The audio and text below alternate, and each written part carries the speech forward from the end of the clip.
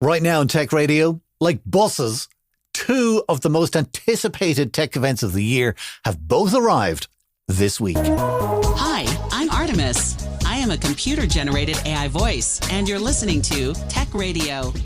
Every week online and on air with RT Radio, we bring you the latest in tech. Our show this week is brought to you in association with FIT.ie, a fast track into information technology apprenticeship program, which is great for companies. We'll tell you more about that a little later. For now, you're welcome to episode number 998, almost at our landmark episode 1000.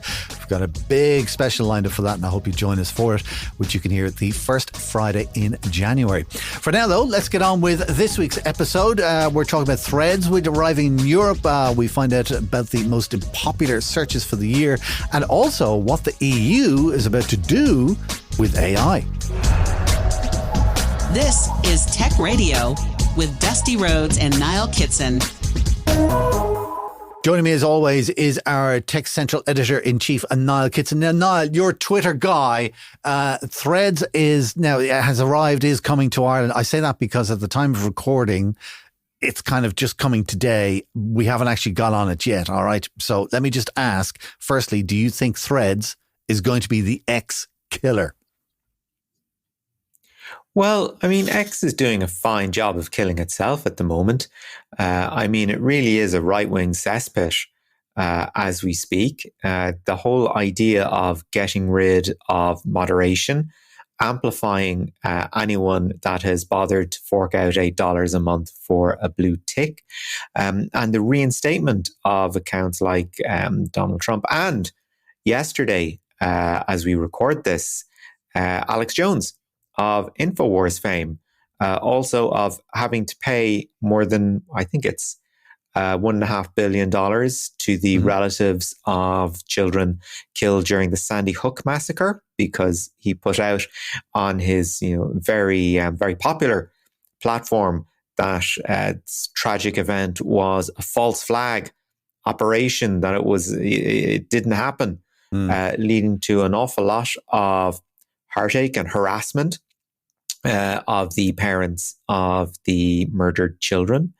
And, when Jones got banned from, at the time, Twitter, there was an awful lot of of course he should have been.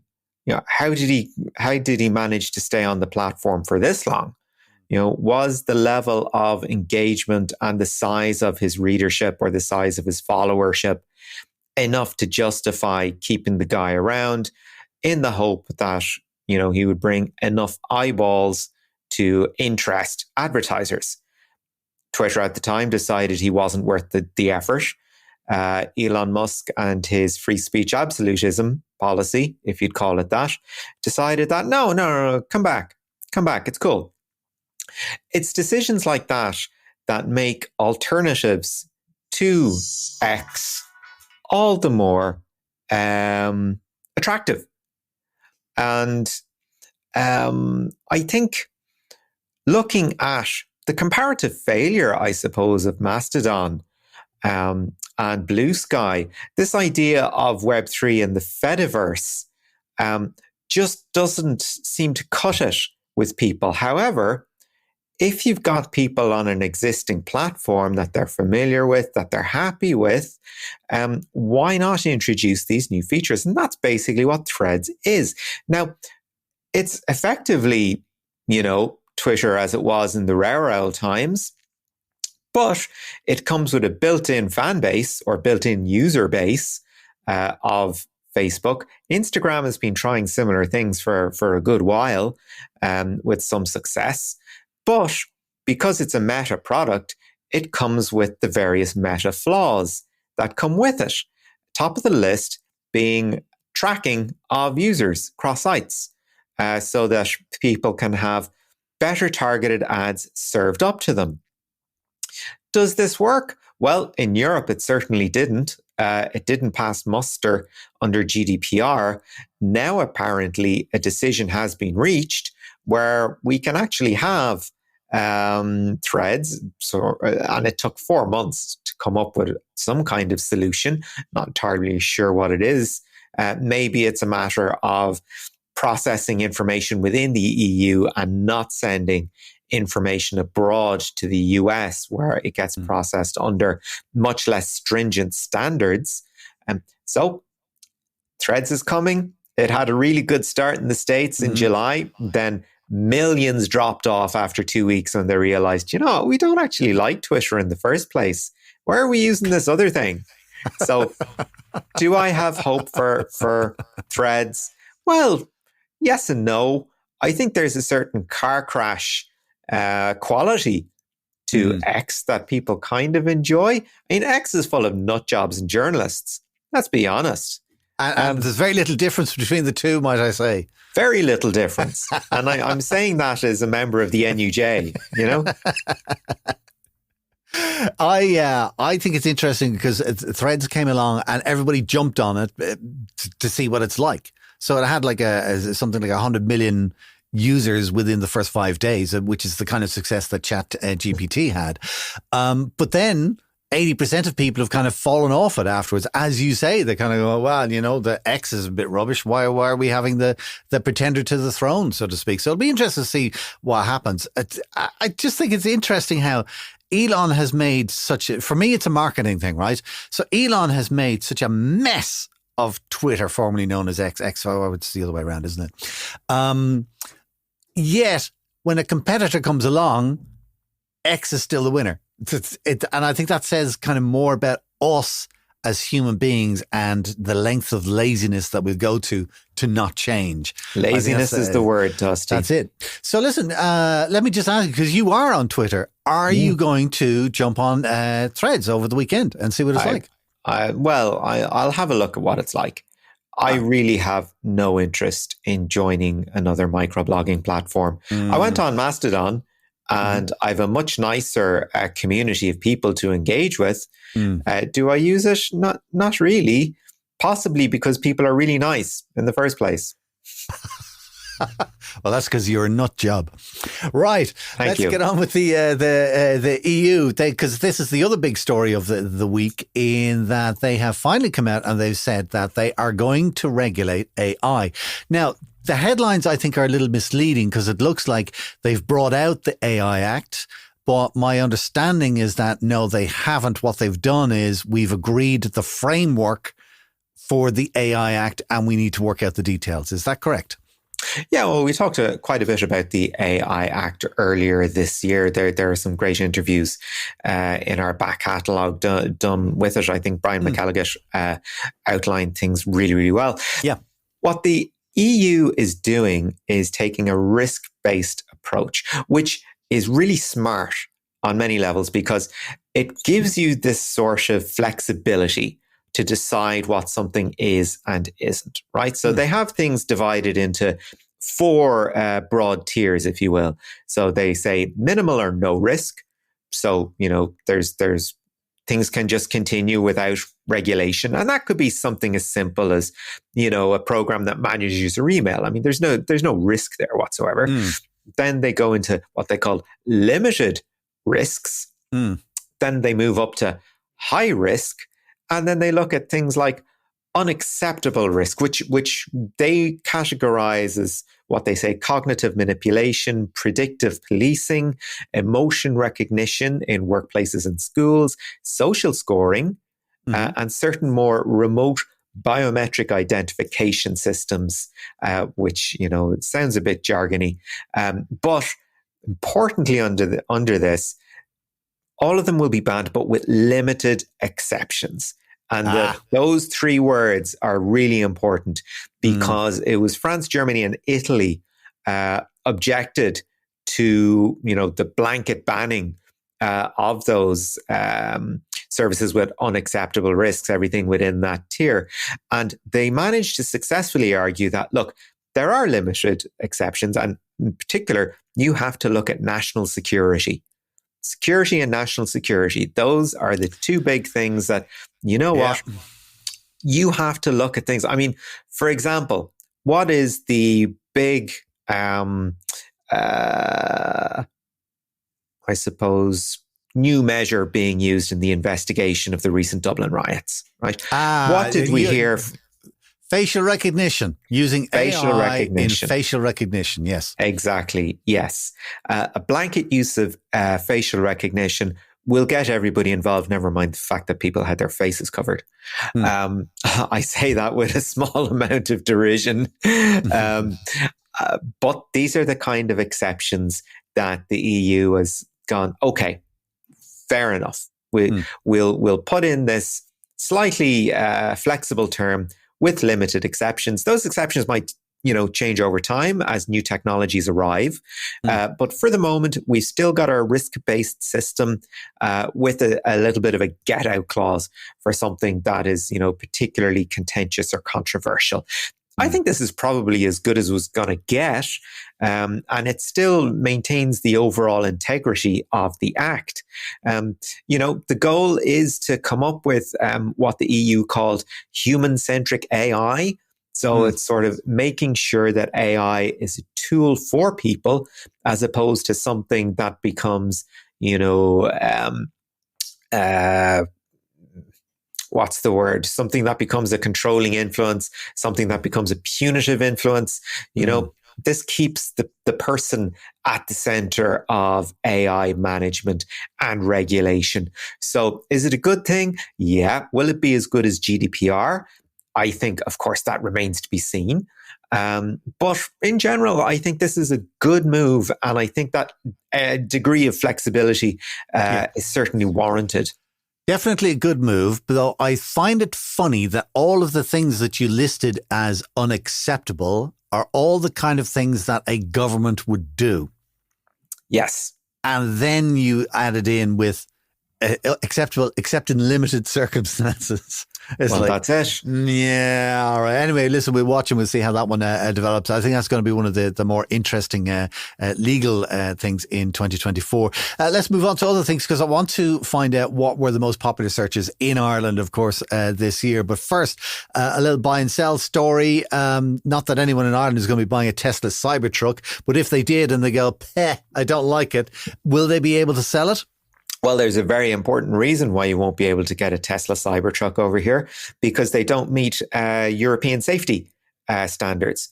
Hang on a minute. What do you mean they don't meet European safety standards? I've seen videos of this Tesla Cybertruck being rammed into a wall at 140 miles an hour and, everybody survived. Well, the crash test dummies survived. Crash test dummies got whipped around the place.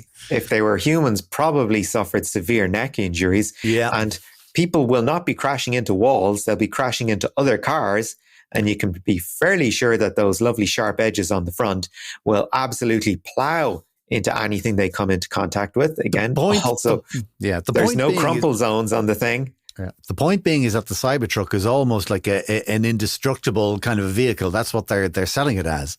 So how come it doesn't pass European safety? Is it European safety as in this car is a danger to other cars? Is that the kind of way? This car is a danger to pedestrians and anyone that isn't in another Cybertruck. Basically, I mean, if you think we're heading towards an apocalyptic future, by all means, fork out $120,000 for a Cybertruck if you have that kind of money. Yeah.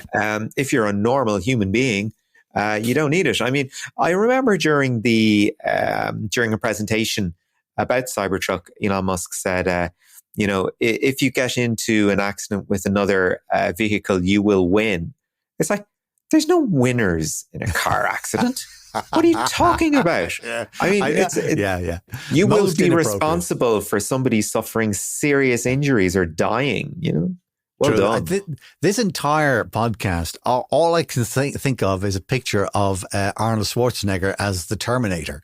Because everything that was in that movie from whatever was 30 years ago or something like that is like happening now. It's like AI is taking over, a threat to humanity, things that are unacceptable, cyber trucks that are indestructible. It's quite an amazing time we live in.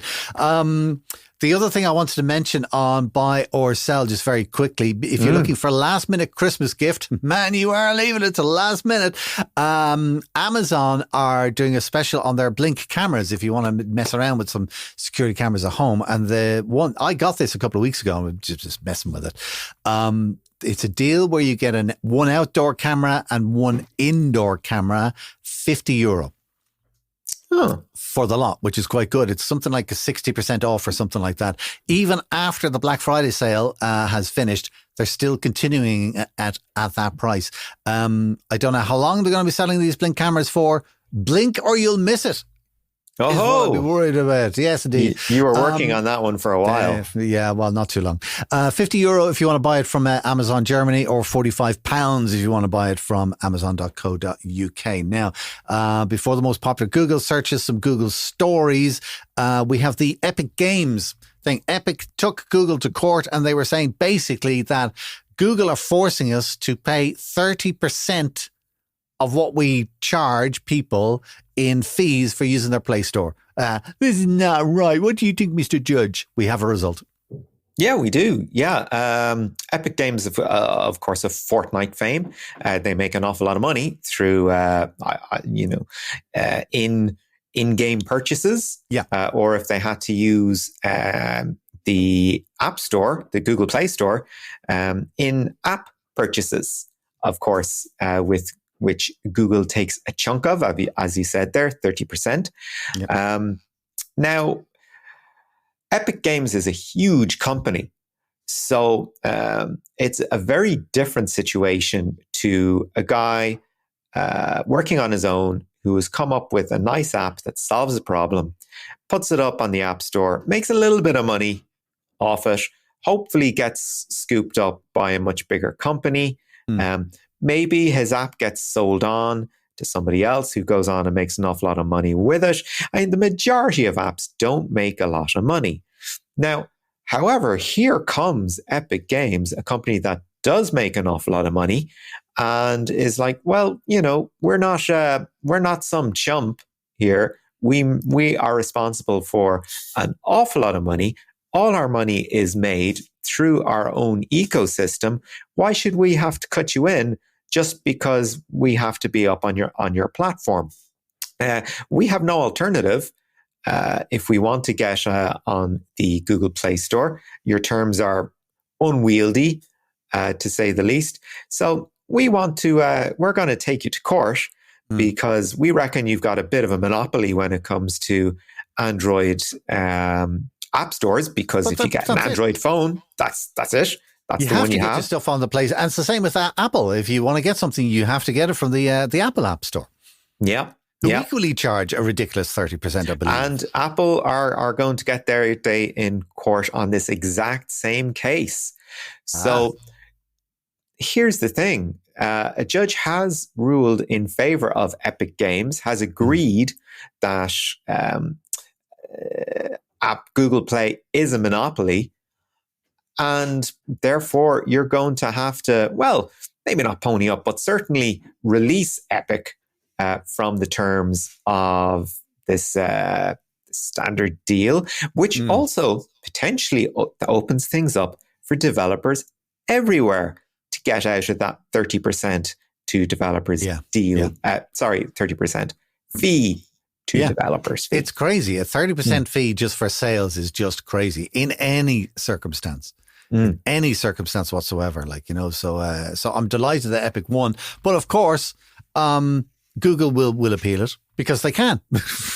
They will appeal it. Even if they didn't believe in an appeal, they would still appeal it because they can. Well, I think Google have a little bit of wiggle room on this because there are third-party app stores out there for Android devices. Now, you have to go looking for them. You have to download them. You have to go through this entire process. They're not preloaded on your phone. You might end up seeing a case where, as with browsers, when we log on from our PC for the first time, the way that the default browser used to be Internet Explorer, and that was it. Now you log on and it's like, okay, which browser would you like to use?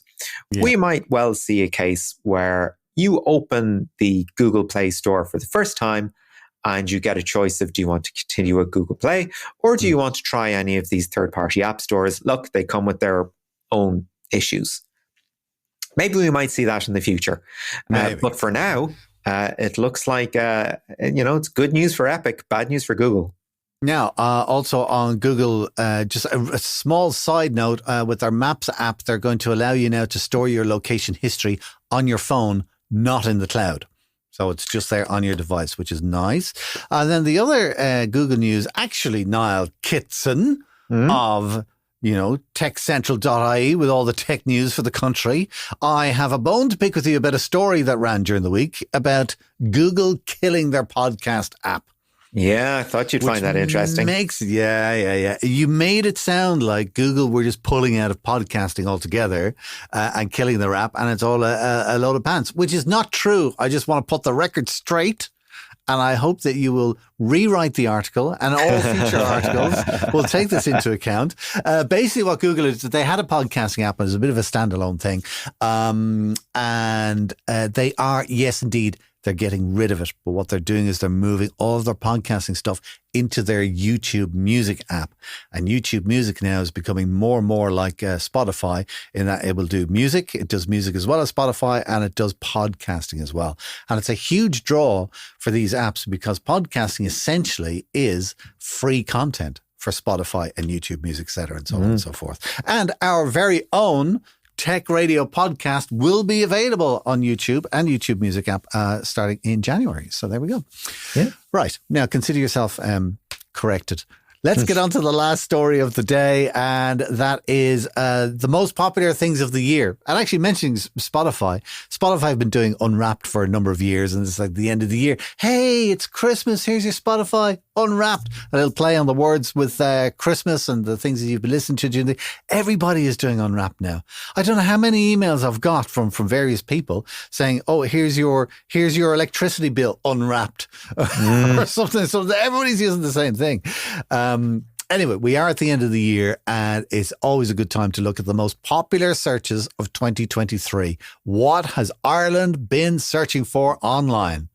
Yeah, kind of some surprises, some not, and an awful lot of why is this in the position it's in, right? So, for example, the top searched for movie this year in Ireland was Oppenheimer. Okay, yeah. And why not? Great movie. Number 2 was Barbie. I haven't seen it, but I mean, we had Barbieheimer during the summer, so I guess it's pretty good. Number 3, Banshees of Inisherin. Okay. Number 4, Everything Everywhere All at Once, which won Best Picture, but is an Amazon production. So I haven't been able to see it yet. Even though I'm really looking forward to seeing it, I haven't, I don't want to give Amazon my money. And then followed by Guardians of the Galaxy 3, The Menu, which seemed to tap into some sort of zeitgeisty feeling anyway. The Sound of Freedom, which I have no interest in. And then down the bottom, it's Avatar 2, Mission Impossible 7, which I think is a real underperformance, similar to what happened at the box office. Yeah. And then Cocaine Bear. Oh, Cocaine Bear, what a movie. Oh man, it's everything a bad movie should be. It's fantastic. All right. What are the searches then? What are the kinds of things we'll be looking for? Okay, well let's look over to the tech sector because hey, we seem to be interested in tech, aren't we? Top of the list, give me a guess. Oh, X. No, ChatGPT. Of course, yes. Okay. Yeah. Although the things you mentioned that should be on the top of the list aren't. Like there's no mention of Twitter, no mention of X. Second on the list is Temu, followed by Quordle, followed by Connections. You're halfway down the list before you hit iPhone. So it's iPhone 15, Character AI. I suppose people looking into gaming on that one. Hogwarts Legacy. I mean, Harry Potter isn't going anywhere. Wordle. And then down the bottom, 9 and 10, Threads and Global. I think it makes sense because a lot of those things are newish, and you're going to search for things that you want to find out about because you don't have the information. Whereas we all know Twitter and X. Why would you look it up? So that's tech. What else related to tech have you got? Well, I mean, here's something vaguely interesting under the how-tos. One of the top how-tos of the year was how to get Spotify DJ, which is the AI-generated DJ, isn't it? I mean, you're slightly more familiar with that than I am. No, don't know about it. I'll be Google searching it later. Go on. Okay, halfway down the list is how to block someone on TikTok. All right, okay. And just above it, how to get Instagram wrapped. Oh, goodness. There you go. You see? All right, okay. What about, have we got any, what news stories were top of the list? Do you have that? News stories. Well, yeah, we have an interesting sort of people of the year and a what is. Yeah, exactly. Going through the people of the year, down the bottom, Gary Lineker, because he had his Twitter troubles this year. Yes. Just before that is Jeremy Renner. Why? Was he up to something this year? Oh, yes. He got in a bad accident and he was in a coma for a while. Oh my goodness. Yeah, he had a terrible time this year. Okay.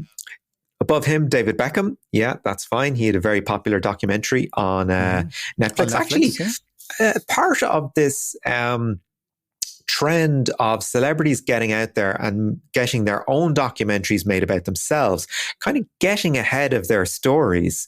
So, if someone has something they really don't want to talk about, do you know what? Make a really good documentary about yourself that just whitewashes the whole thing and get it up on a nice platform and hope to bury anything else that might come out in future. I think Taylor Swift did something very similar, didn't she? Now, she's so well managed, I doubt she has anything in her past beyond her dating history. And really, if that's the worst thing you have on somebody, you're really struggling for material. Patrick Creelty, down the bottom half of the list as well. Yeah. Obvious reasons. Followed just above him by DJ Carey. Again, a man that has been in the news an awful lot lately, former GAA player. Top of the list, Russell Brand. Yeah, of course. Earlier in the year, indeed, the allegations. Yeah. A story that's going to run and run pundit, conspiracy theorist, self-admitted sex addict, all these other things. Are you talking about me? Russell Brand, yes. Russell Brand. Followed downwards by Hugh Edwards, and Philip Schofield again had his own troubles this year. Hugh Edwards as well. Yeah. It's funny. That's what I like about looking at these top searches, because, I mean, it's kind of like we know, but it just reminds you of the big scandals of the stories or the trends of the year, So let's have a quick look at losses of the year. Who are people searching? Sinead O'Connor, Matthew Perry, Tina Turner, Shane McGowan, Christy Dignam, Paul O'Grady, Craig Breen, Ken Block, Lisa Marie Presley, and Angus Cloud. Yep, right. That's the entire list. Okay, so listen, we have time for one more category. So what are you going to choose? And what's left? My goodness, one more category. Oh my God, there's concentration on your face right now, going, oh my God, there's so much good stuff. Okay, right. Let's have a look at the top TV shows of the year, because I think the top music kind of picked itself. Top TV shows of the year. Some of these I've gotten around to, and some of these I haven't, and I'm quite looking forward to.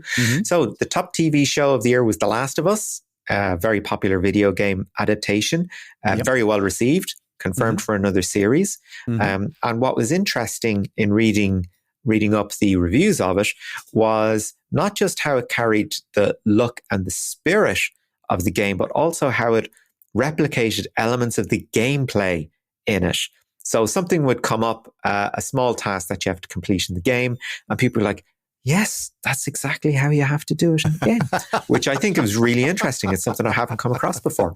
All right, okay. Also in there is Welcome to Wrexham, which is the documentary on Disney Plus about how Ryan Reynolds and the chap from Always Sunny in Philadelphia bought Wrexham FC and took it from a little club that could all the way up to, I think they're in the Premier League now. Then there's perennials like Love Island. People are always talking about Succession, wrapped up this year. White Lotus, Mike White's show about it's sort of a self-help community, isn't it? Then The Night Agent, Queen Charlotte, Kin, RT's sole entry on this, and then wrapping up on Daisy Jones and the Six. So there you go. That's what we were watching this year. Excellent. Thank you, Niall. Well, listen, we will be doing our own tech review of the year and the top 10 tech stories specifically in our podcast next week. But for now, Niall, thanks for keeping us up to date. This is Tech Radio from TechCentral.ie. Get every episode of Tech Radio by clicking follow on your podcast player right now. Over 450 companies across Ireland are finding huge success with a tech-focused apprenticeship program which helps grow tech teams and companies and builds diversity in the workplace. And that, of course, in turn sparks fresh thinking and energy and all kinds of good stuff. Financially as well, the company get to avoid high recruitment agency fees, and there are state grants of up to €6,000 for each apprentice that the company takes on. Now, if this is something your own company might be interested in, you can use it to free up some of your more experienced team members, get a little fresh energy into your day-to-day tech team. Check out FIT. It stands for Fastrack into Information Technology. It's an apprenticeship program.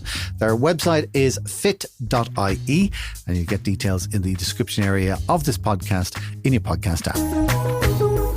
It's not just the EU that has been working on a better way to do artificial intelligence.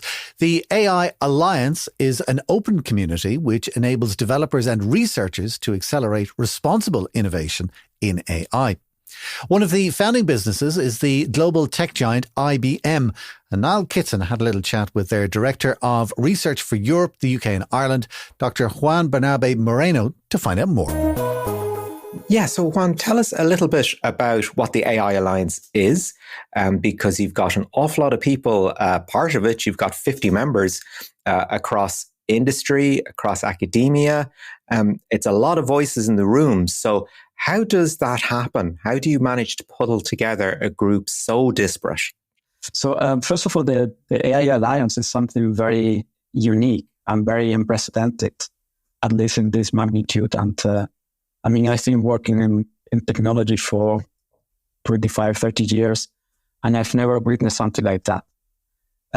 Indeed, it wasn't, so it's not immediate to put together this alliance, but we were very surprised by how much people were interested from the very first meeting conversation, right?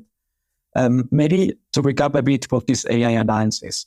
So first of all, this AI Alliance is an international community of researchers, developers, and organizational leaders. And this community shares three things actually. One is like the commitment to support and enhance open innovation across AI. It's very important, the open innovation aspect across AI. Second is we also share a common goal. And this common goal is to accelerate the progress, to improve safety, security, and trust. I think these three are very, very important: safety, security, and trust.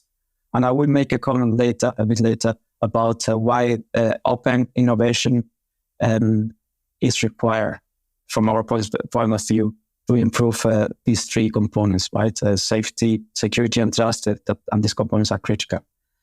But also the common goal is to maximize the benefits to people and society everywhere, right? It's like everywhere, everyone should be in a position of benefiting from this technology. Yeah. And then the third thing we share here in this community is a belief. So we really believe that open innovation is essential to develop and achieve a safe and responsible AI. I think that's very important. It's a very kind of a schematic definition of what the AI Alliance is. But I think what's also important is to put that in contraposition to actually the way that the AI has been shaping so far in the last year, meaning that, because of many reasons, right? We saw the power of foundational models in action. So every single day, every second day, we see new applications.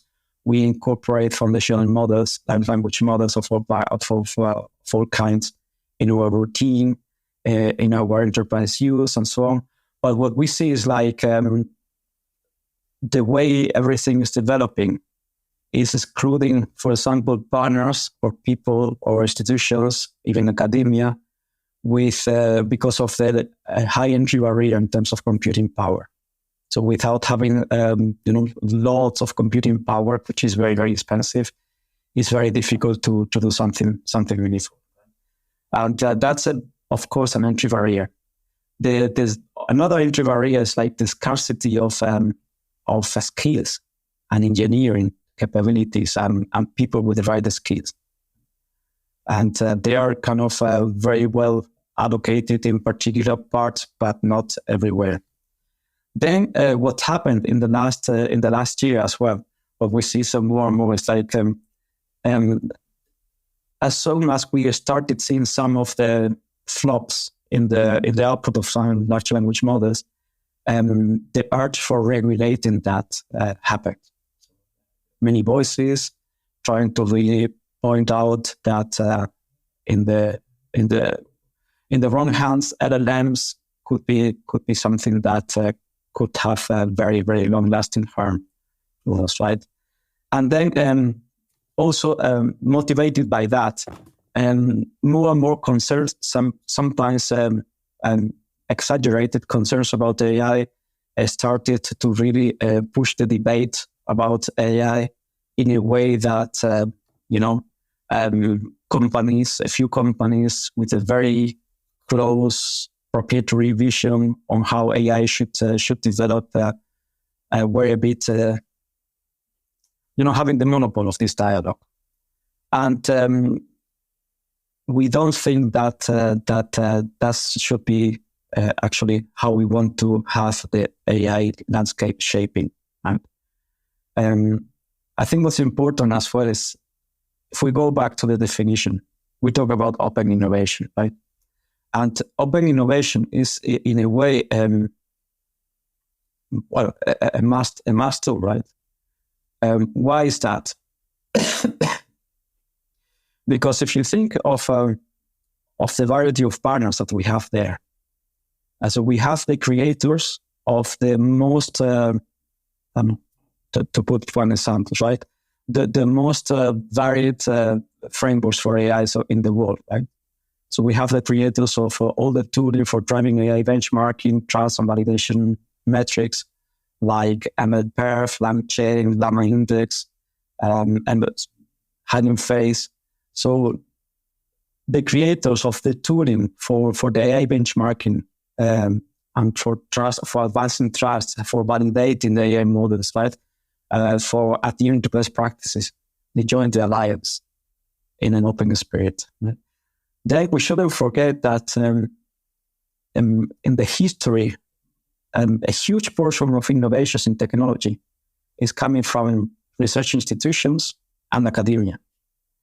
And academia at present has a very hard time competing with closed environments with millions of GPUs and computing power.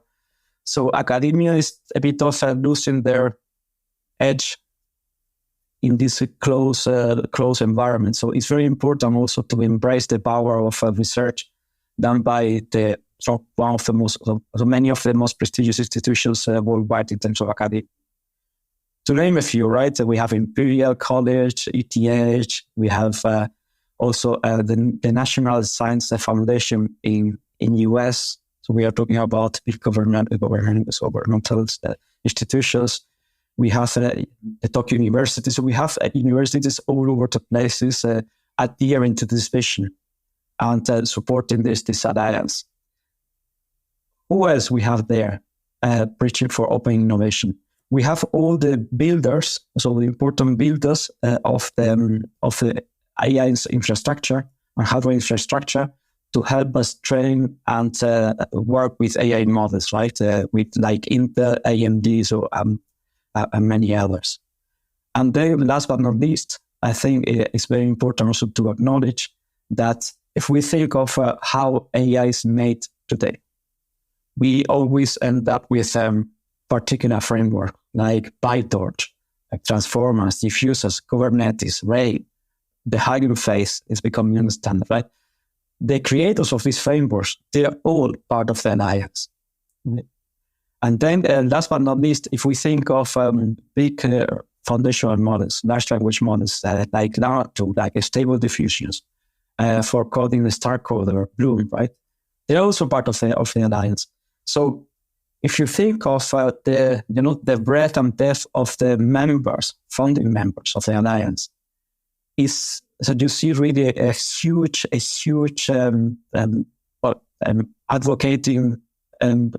advocating power from many diverse institutions, from academia, from industry, from many countries, with this idea. And as I said before, even if putting, as you rightly mentioned, right, putting this effort together takes a lot of time and a lot of discussions, the openness, how these companies were open to that and were kind of welcoming the idea of building something together was very, very impressive. So we've never seen anything like that, right? And again, the dimension is like a few big tech in the west coast of the States. We are talking about a worldwide scale, right? So it is very, very, very reassuring. One of the challenges I imagine you'll have to deal with almost as a matter of urgency is something that companies around the world have discovered whenever they adopt big data, which is discovering that all data is not created equal. Some of it is, well kept, some of which is badly kept, some of which is structured, some of which is unstructured. To what extent does benchmarking and standardization play with an organization like the AI Alliance? Data has been and remains one of the key challenges when we build AI models, right? The wrong data is creating a lot of issues and later on, right, when you use these models. I think what's really important here is to understand, also to put the guardrails in place. And these guardrails in place, they really touch each and every stage in the creation of the foundational models, right? Starting with the data. One of the key working areas of the Alliance is to go beyond existing text data, right? Large language models, they are overly text-based and so on. And this technology, this GenAI technology, using transformers architecture, this technology can do way more. And one of the things that the Alliance is going to be focusing on doing is like exploiting other modalities of data. Let me give you one example, right? We've been working with NASA for a very long time, but last year we focused very much on training a large foundational model, not on language, not on text, but on Earth observation data. Data being gathered by satellites like Landsat or Sentinel, right? So when we talk about data and data curation, we want to really go beyond with this alliance, the mere large language models based on language and a bit of code. We want to really exploit all kinds of modalities and these modalities also together to really offer the opportunity to advance science, right? I gave you this example with NASA, but there are more examples, right? Like for materials, discovery, also partnerships to create weather, foundational models, weather and climate, also with us. So there are many modalities out there, and the variety of partnerships here, or the variety of members, will enable the exploiting of these modalities. So while we are going to have also the possibility and the opportunity, and we will set some standards and create some tools for data curation, we're not going to limit the scope of this alliance to just language. I think that is a very important point. One thing that I've noticed when it comes to fostering community, there's always the aspect of who is this community built for? Is it built for developers? Is it built for business people? There seems to be an element of what you're doing that is, I suppose you would call customer facing. That's about educating the public as well to be able to engage in these discussions. To what extent do you feel that kind of public outreach will contribute to the success of the community? I think this educational aspect is critical. And educational, a proper educational program needs to be open, right? Needs to really help people understand limitations, help people understand, best practices, how to infuse trust, how to make sure that what you create is governed in a proper way, right? So education is one of the aspects that, for sure, this one of the key aspects that this alliance is pushing for. Education is very varied, so it has many facets. One is like obviously having said so many high-end academic institutions. We are talking about the next generation of potentially AI researchers, and they need to grow their skills in the open, right? So that's one part of education. But also education means that we can help educate policymakers. We can help educate regulatory bodies with the spirit of the openness that we preach for, right? And this education is going to probably inform a proper way of tackling with some of the problems that we have on the table, right? When it comes to trustworthy, robust, ethical use of this new AI technology. So I would highlight these two aspects. And another thing that is very important when we talk about education. So education is there to help us bridge the skills gap that we have. These days, nobody can do everything on their own, right? We need partners. And technology is touching each and every aspect of each and every domain everywhere, right? And we cannot just be limited to the expertise that we have in a particular company or in a particular organism. I think it's very important also to embrace the joint collaboration and putting experts together, right? For example, what I mentioned before, right? From NASA and from IBM to work on these particular foundational models for climate or for Earth observation data. I think it's not only upskilling, educating both the next generation of researchers and maybe informing some regulatory bodies. It's also optimizing the skills that we have today, right? The experts working together, and it's giving them a forum so that this collaboration can happen. Part of what's happening in the AI debate at the moment is the role of regulation, as you mentioned there. Is it going to be a case of soft touch regulation and sort of assume that the industry is full of positive actors or good actors looking to advance the body of knowledge? But there is also a place for, state regulators, EU regulation. But of course, there is a sense at the moment that we're still learning the rules. We're still, to some extent, making it up. How do you respond to the AI's current risk-based model of AI regulation? Do you think this is flexible enough to deal with some of the applications we might see coming down the road? Or, should it be a little bit stronger in terms of identifying specific uses of technology that would become problematic fairly quickly?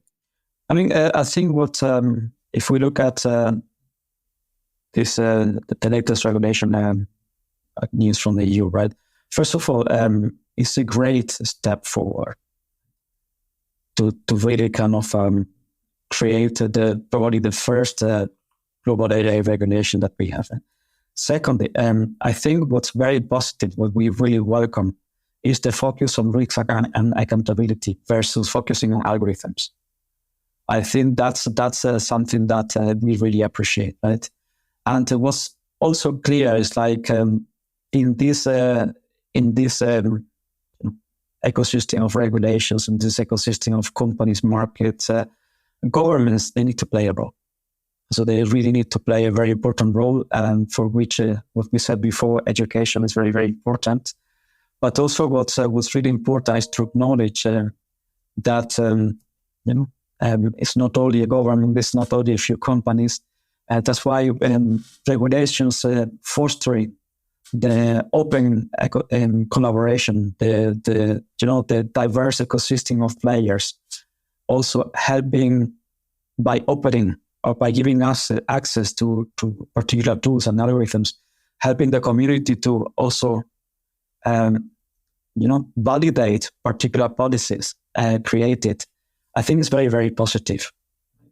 The risk is when you have just a closed ecosystem with a few players, and then the regulation is rather based on licensing and not based on really, not fostering the openness, and then even the auditing, for example, of particular policies becomes very, very, very difficult. And that was Niall Kitson chatting with Dr. Juan Bernabe Moreno, the Director of Research for Europe, the UK and Ireland with IBM. This is Tech Radio. That's it for our show this week. We're back again next Friday here on the podcast, and of course with RT Radio 1 Extra with our review of the year. In the meantime, do remember to share our podcast with a friend. Just tell them to look up Tech Radio Ireland on Apple, Spotify or YouTube. Until then, from myself, Dusty Rhodes, and from Niall Kitson, as always, take care. Thank you for listening. Tech Radio is produced by dustpod.io. From me, Artemis, goodbye.